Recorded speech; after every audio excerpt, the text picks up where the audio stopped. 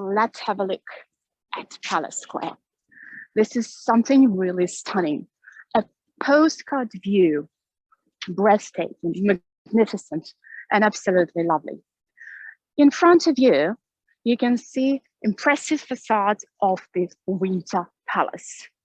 This palace was built for the daughter of Peter the Great, Princess Elizabeth. It was built by Italian architect Australia, but Elizabeth never lived there. She died before it was finished. The first owner of the palace was Catherine the Great, but she didn't really like it. It was too big, it was too baroque and too massive. It's more than 1,000 rooms in this palace. Nevertheless, this residence was used for the imperial receptions, parties, and whatnot, diplomatic receptions, of course. And this palace also regulated the height of the buildings in St. Petersburg. No building could be higher than imperial residence, according to the decree of Nicholas I. You can see the stunning palace facing the square.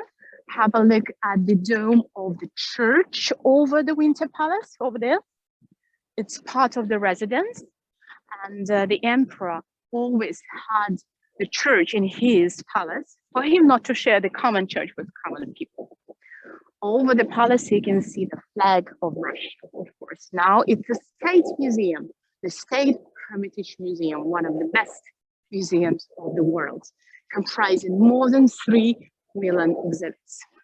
Why do we call it the Hermitage?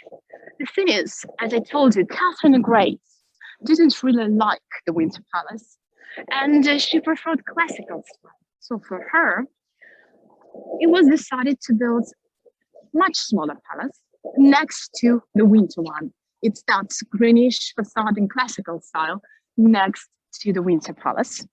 So this tiny building was designed, and this is where Catherine the Great could hide away from her court duties. This is where she could spend time with her associates, and this is where she could have her private parties, which were called hermitages. Hermitage means hermit's dwelling or the place of seclusion. So hence the name of this palace, which also gave the name to the main museum of Russia. Now we are standing at one of the most impressive squares in the city and in the world, I have to be honest with you. This is Palace Square. It's about 5 hectares, about 13 acres, and it's even larger than Red Square in Moscow. And in the very middle, you can see a very impressive column, Alexander's column. This is the monument to the victory of Russia over Napoleon in 1812. The column is unique. It's made of one single piece of granite, and it's the largest freestanding column in the world, which stands only by gravity. So nothing holds it, just gravity. I'm talking about the granite piece, which is more than 600 tons. When it was first put up, people were afraid to walk around it. They thought it could fall, but of course it may not because it's too heavy. On the top of the column, there is an angel. The angel's face resembles the face of Alexander I, Russian emperor, who defeated Napoleon. You know, when the Soviets came to power, they not only changed the name of the city and the square was called Uritsky Square, but they also decided to change the way the square looked. One of the ideas was to get rid of the angel and put the sculpture of Lenin at the top of it. This never happened, which is good. Another idea was to level the column and to have eternal flame instead of it. This never happened as well. As for now, the square is used for parades, it is used for demonstrations and for the concerts. The celebrities like Sir Elton John, Paul McCartney, Madonna, Sting, they all perform here. And it's a great honor to receive such celebrities in St. Petersburg. The square has an absolutely amazing acoustics. It's embracing, it's embraced by the buildings, and the acoustics is just amazing. People from the nearest houses don't have to buy tickets for these concerts because they can hear the music from their apartments. Now, behind me, you can see a classical building, which is the building of the general staff. It has a very long facade, 530 meters, and it was designed in 1820s for the needs of the headquarters of the Russian Army, Ministry of Finance, and Ministry of Foreign Affairs. The triumphal arch, which connects the two wings of this building, echoes the Alexander's Call. The thing is that the Chariot of Glory at the top of the arch also commemorates the victory over Napoleon. Nowadays, this part of the building belongs to the Hermitage. They display the collection of Impressionist and Post-Impressionists there. Now we keep walking along Palace Square. You see it's quite empty. St. Petersburg is visited by more than 5 million people a year. Well, before the lockdown started, of course. Now there are no people here, and this is really amazing to see it's quite empty. In winter, for Christmas, we put a large Christmas tree next to the column, and at night, the laser show is on the facade of the General Staff building. This is really stunning. If you ever come to St. Petersburg, which I highly recommend, of course, a must-see is the Hermitage Museum.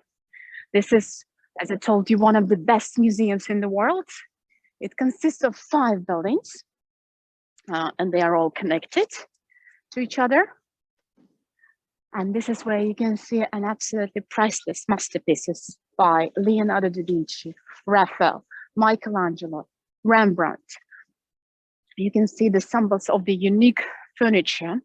And you can also see the works of the Impressionists and Post-Impressionists like Claude Monet, Renoir, well, many others, Cézanne, Pissarro, Van Gogh, Gauguin, Matisse, Picasso, and who not.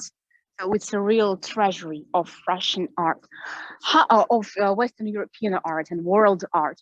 How come that Russia has this wonderful collection? It was Catherine the Great who started collecting.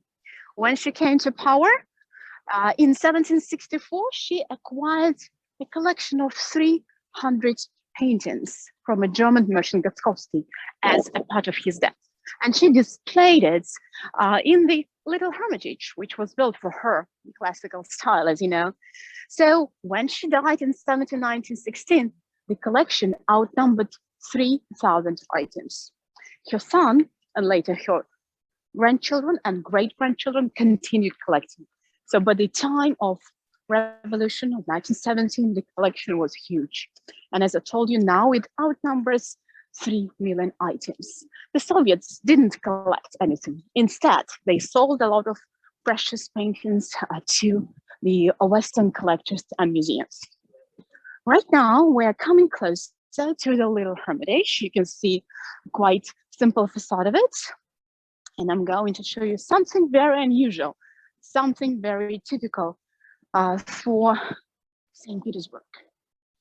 Between the Winter Palace and the little Hermitage, there is a courtyard. Of course, it's open only for the staff, but there is a unique street sign behind the gates. Let's come closer.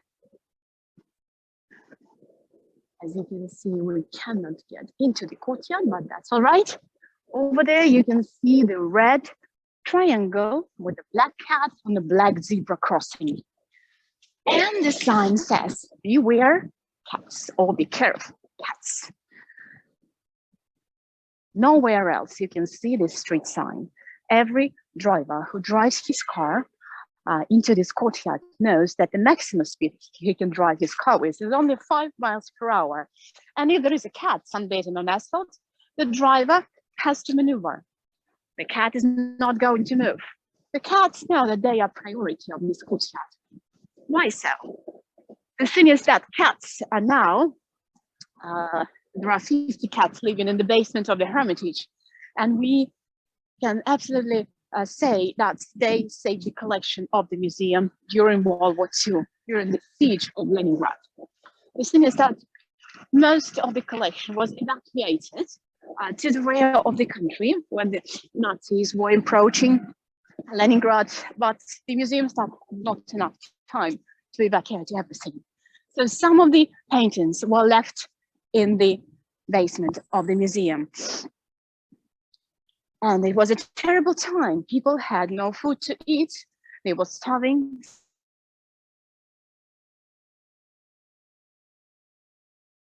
No cats.